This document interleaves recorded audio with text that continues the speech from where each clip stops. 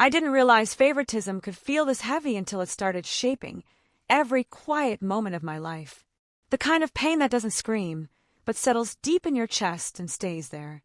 If you've ever felt unseen in your own home, you'll understand this. And before we go on, if stories like this resonate with you, take a moment to like this video, subscribe to the channel, and share your thoughts in the comments. It really helps more than you think. I grew up in a small, crowded house where money was always tight and emotions were tighter. My parents worked hard, but love in our home felt unevenly distributed. My younger sibling was the golden child, the one praised, protected, and forgiven.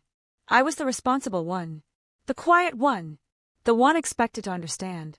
Every morning started with tension. The walls were thin, and so was my patience. I worked part-time while studying, trying to ease the financial pressure, but it never seemed enough. Mentally, I was exhausted. Socially, I kept my distance, embarrassed to talk about my family. At home, I felt like a guest constantly overstaying their welcome. What hurt most wasn't the lack of money, it was the lack of acknowledgement. No matter how much I tried, it felt like I was invisible. And that feeling slowly became the foundation of everything I feared I was becoming. The favoritism wasn't loud. It showed up in small, cutting ways. My sibling would forget chores and laugh it off. I'd miss one thing and get a lecture. At dinner, their opinions were heard. Mine were brushed aside with a tired nod. I started eating faster, speaking less, shrinking without realizing it. Inside my head, the questions never stopped. What's wrong with me? Why am I never enough? At night, the house would go quiet, but my thoughts got louder. I replayed every conversation, every sigh from my parents, searching for proof that I mattered. Friends noticed I was distant. Some joked that I was too serious. They didn't see the anxiety sitting in my stomach or the way my hands shook when my phone buzzed, half expecting another reminder of what I hadn't done right. One evening, I overheard my parents talking. They were worried about my siblings' future, their stress, their happiness. My name never came up. I stood in the hallway, holding my breath, feeling something inside me crack just a little. I wasn't angry yet, just deeply, painfully tired. As months passed, the pressure grew heavier. I took on more responsibility, thinking effort would earn fairness. I helped with bills, errands, and late-night problems no one else wanted to handle. Still, the balance never shifted. When I tried to speak up, my voice sounded weak, even to me. "You're older, you should understand," my parents said. That sentence followed me everywhere. It echoed when I failed an exam because I was working late. It echoed when I skipped meals to save money.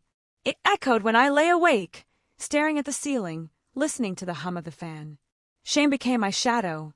I avoided family gatherings because watching my sibling receive praise felt like salt in an open wound. Relatives would ask, "Why are you so quiet?" I didn't have an answer that wouldn't sound like a complaint. Some nights, hunger gnawed at me, but pride kept me silent. I told myself this was just how life worked. Someone had to be strong. Someone had to sacrifice. I just didn't realize how much of myself I was slowly giving away.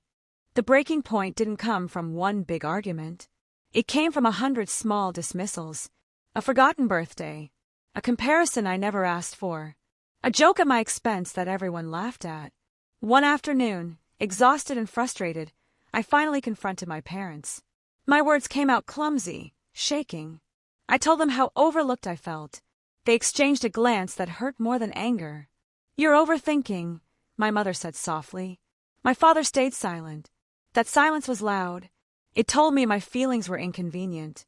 I walked back to my room, closed the door, and sat on the floor. The house felt colder, the air heavier.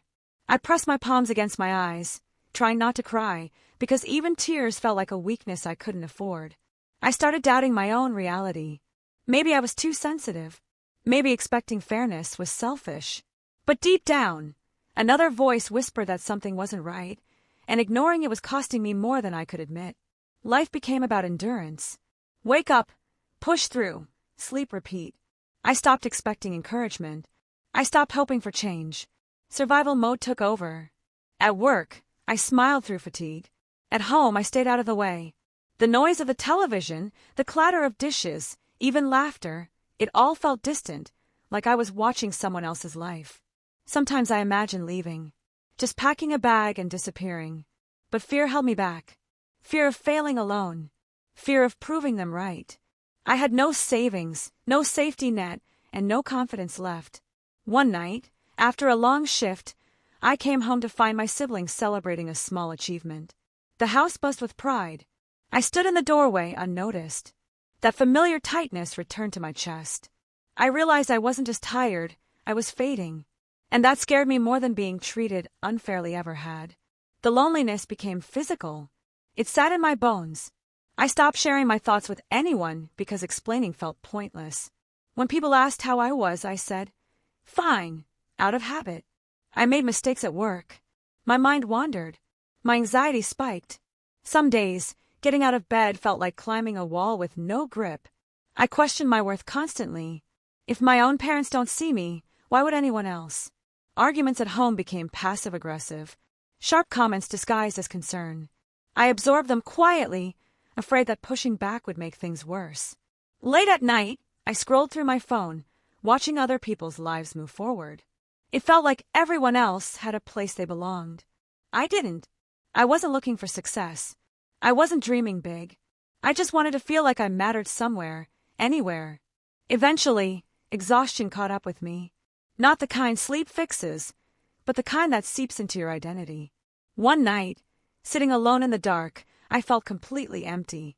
There was no dramatic thought, no sudden inspiration, just a quiet realization, I can't keep living like this. My chest felt tight, my head heavy. I wasn't angry anymore. I was numb. I didn't know what needed to change or how. The idea of standing up for myself felt terrifying. What if it made things worse? What if I lost what little support I had? But doing nothing felt just as scary. I sat there, listening to the distant sounds of my family, and felt completely separate from them. For the first time, I admitted, silently, that something had to give.